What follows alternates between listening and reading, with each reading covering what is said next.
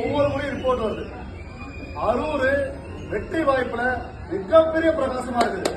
ஒரு இடத்துல